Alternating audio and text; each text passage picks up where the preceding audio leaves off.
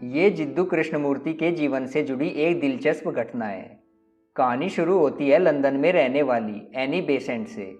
Annie Besant England के राजकुल में पैदा हुई, सुसंस्कारों में पली हुई और अत्यंत रूपवती एनी बेसेंट का विवाह एक पोंगा पंडित के साथ हुआ।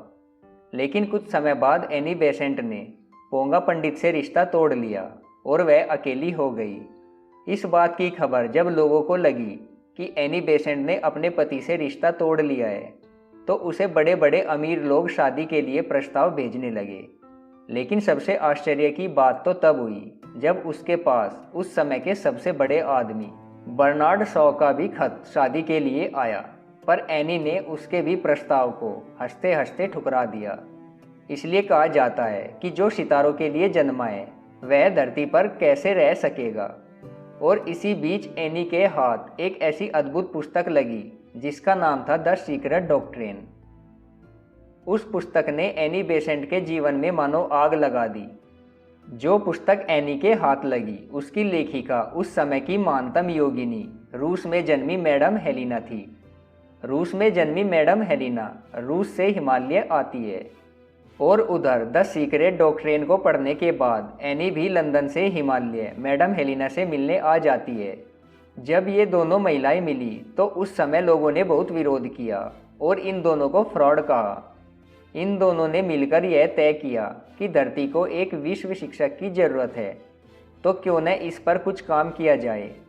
मैडम हेलिना को पराशक्तियों में महारत हासिल थी। उसे अशरीरी आत्माओं से संपर्क करने की कला पता थी। एनी बेसेंट को मैडम हेलिना ने हिमालय के 3 योगियों से मिलवाया। उन तीनों योगियों को किसी भी शरीर में प्रवेश करने की महारत हासिल थी। इन तीनों योगियों का नाम कुमुति, मौर्य और ज्वालाकुंड था। इन 3 योगियों ने भी कहा था कि इस समय धरती को एक विश्व शिक्षक की जरूरत है और इस समय मैत्रेय की आत्मा धरती पर जन्म लेने के लिए आतुर है, क्योंकि महात्मा बुद्ध ने अपना शरीर त्यागने के समय कहा था कि मैं दोबारा इस धरती पर मैत्रेय के नाम से जन्म लूँगा। इन 3 योगियों के कथानुसार गौतम बुद्ध की आत्मा को गर्भ खोजते खोजते 2500 वर्ष हो गए हैं, पर उस आत्मा को ऐसा गर्भ प्राप्त नहीं हो पा रहा जिससे वह दोबारा शरीर धारण कर सके। इसलिए इस आत्मा को किसी न किसी के शरीर में प्रवेश कराने के लिए किसी व्यक्ति को तैयार करना जरूरी है, नहीं तो यह आत्मा अंतरिक्ष में विलीन हो जाएगी। इन 3 योगियों ने ध्यान के द्वारा उस समय धरती पर जो भी जागृत लोग थे उनको अपने विचारों को संप्रेषित करना शुरू किया। जब विचारों का संप्रेषण जागृत लोगों तक पहुंचने लगा तो उस समय एक महानतम व्यक्ति योगियों की मदद के लिए निकलकर सामने आया, जिसका नाम था मिस्टर अलकार्ड, जो अमेरिका का रहने वाला था। कर्नल अलकार्ड के आने के बाद मैत्रेय की आत्मा को शरीर में प्रवेश कराने के लिए एक बहुत बड़ा संगठन बना, जिसका नाम हुआ थियोसॉफिकल सोसाइटी, और इसका मुख्यालय अमेरिका में बना। लेकिन कुछ कारणों से इसका मुख्यालय अमेरिका से भारत में स्थानांतरित किया गया और दक्षिण भारत के अडियार में स्थापित किया गया, जो चेन्नई से लगभग 150 किलोमीटर दूर है।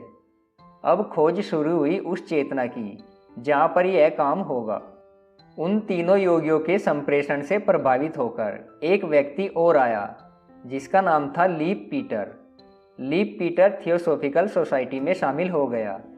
लीप पीटर के पास एक अद्भुत प्रतिभा थी, जिसके माध्यम से वह किसी भी व्यक्ति को देखकर उसके पिछले सभी जन्मों के बारे में जान जाता था। एक दिन लीप पीटर समुद्र के किनारे टहलने के लिए गए, जहाँ उन्होंने एक बच्चे को बैठे हुए देखा जो अत्यंत जर्जर फटे कपड़े पहने हुए था।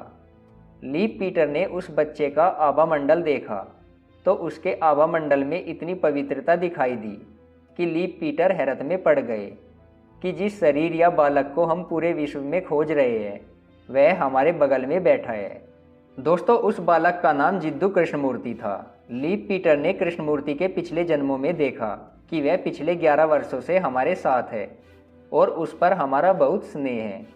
उधर जब थियोसॉफिकल सोसाइटी का प्रचार प्रसार हुआ तो कृष्णमूर्ति के पिता भी इस संस्था के सदस्य बन गए और फिर वो अडियार में आकर रहने लगे, जहाँ कृष्णमूर्ति का मैत्रेय की आत्मा के लिए चुनाव हुआ।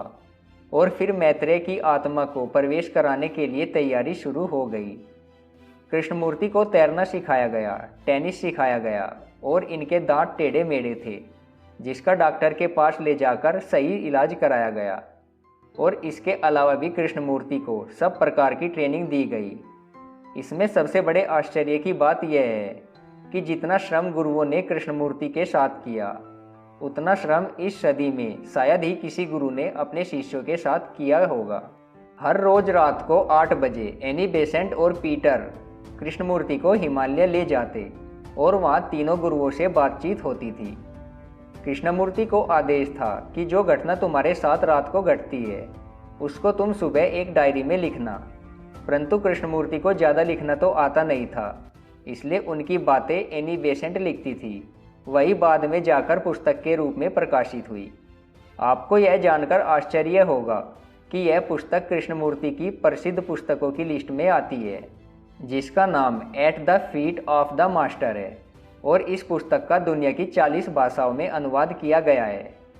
अब मैत्रेय की आत्मा को प्रवेश कराने के लिए थियोसॉफिकल सोसाइटी की पूरी तैयारी हो चुकी थी। 30,000 लोग ओमेन कैंप में जमा हुए और दुनिया के लोगों ने अपने रेडियो को ऑन कर दिया ताकि वे कृष्णमूर्ति को मैत्रेय की आत्मा को स्वीकार करने के कार्यक्रम को सुन सके। जब आत्मा को प्रवेश कराने की प्रक्रिया शुरू हुई तो कृष्णमूर्ति ने कहना शुरू किया कि सत्य का कोई बंधा बंधाया मार्ग नहीं होता, सत्य किसी का अनुगमन नहीं करता, सत्य की यात्रा व्यक्ति की अकेली यात्रा होती है, सत्य का कोई संगठन नहीं होता, संगठित करते ही सत्य मर जाता है। और मैं कभी नहीं चाहूँगा कि आने वाली मनुष्यता को एक संगठन का रूप देकर एक पिंजरे में बांध कर रखूँ। मैं यह भी देखता हूँ कि अगर मैं मैत्रेय की आत्मा को स्वीकार करता हूँ तो मुझे मालूम है कि हजारों लाखों सोए हुए बुद्ध के भक्त मेरे चरणों में आकर लेटने लगेंगे, जो मेरे किसी मतलब का नहीं है। और जो मैं 4-5 लोगों के लिए धरती पर आया हूँ, उनके लिए मैं कुछ काम नहीं कर सकूँगा। एक भीड़ जमा हो जाएगी मेरे पास और मैं जो कार्य करना चाहता हूँ वह नहीं कर पाऊँगा। इतने बड़े साम्राज्य को, इतनी बड़ी भीड़ को एक क्षण में कृष्णमूर्ति ने ठोकर मार दी और परमात्मा को उपलब्ध हो गए। वहाँ बैठी भीड़ आश्चर्य में पड़ गई। इस प्रकार कृष्णमूर्ति ने संगठन को अस्वीकार कर दिया और कुछ दिन बाद संगठन टूट गया और मैत्रेय को इस दुनिया में लाने की पूरी प्रक्रिया खत्म हो गई। दोस्तों, इस घटना से हमें यह सीख मिलती है कि यह बिल्कुल निश्चित बात है कि धर्म कभी भी संगठित नहीं हो सकता। धर्म एक प्रेम की तरह है। जैसे प्रेम व्यक्तिगत होता है जिसकी कोई परिभाषा नहीं होती, ऐसे ही महानतम प्रेम भी व्यक्तिगत होता है जिसमें भक्त का भगवान से नाता होता है। संगठन भगवान तक पहुंचने का मार्ग बहुत जटिल बना देते हैं, जिससे शायद ही उस मार्ग से भगवान को प्राप्त कर पाए।